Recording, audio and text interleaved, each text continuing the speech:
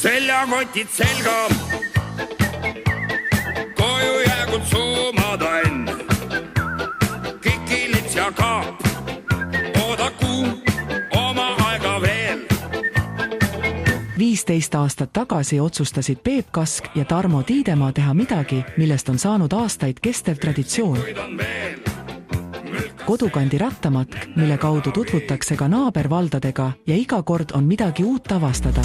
Aga kus me esimene kord käisime Lillis Bruno juures, onuseid vaatamas ja Anja mõisas. Jah, Anja mõisas, kõik on õige. Et nüüd on täpne.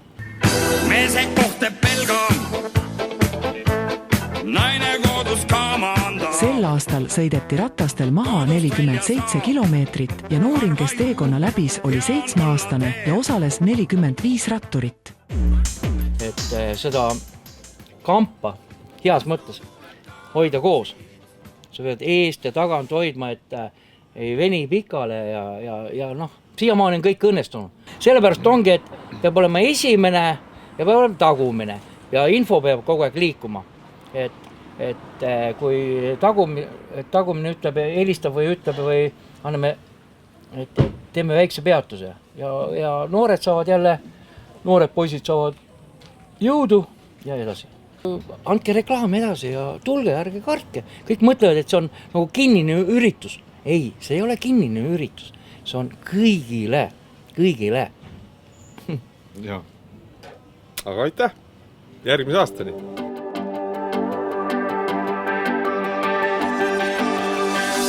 Korraldajad on iga osaleja eest tänulikud ja ootavad edaspidi veel aktiivsemat osavõttu, kui see tänaseni on olnud. Selle aasta Kodukandi rattamatka 2024 võib pidada õnnestunuks, millest jäädvustas mälestuse Valgusmeedia.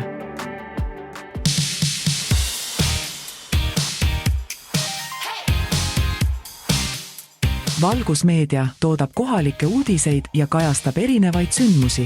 VM24 uudised on projekt, mis ei ole rahastatud ega toetatud ühegi omavalitsuse poolt, mida ekslikult arvatakse. Minu elust lahutamatu osa. Tegemist on oma algatusega, seega nii sisu kui formaadi üle otsustab tootja, mis lepitakse kokku tellijaga.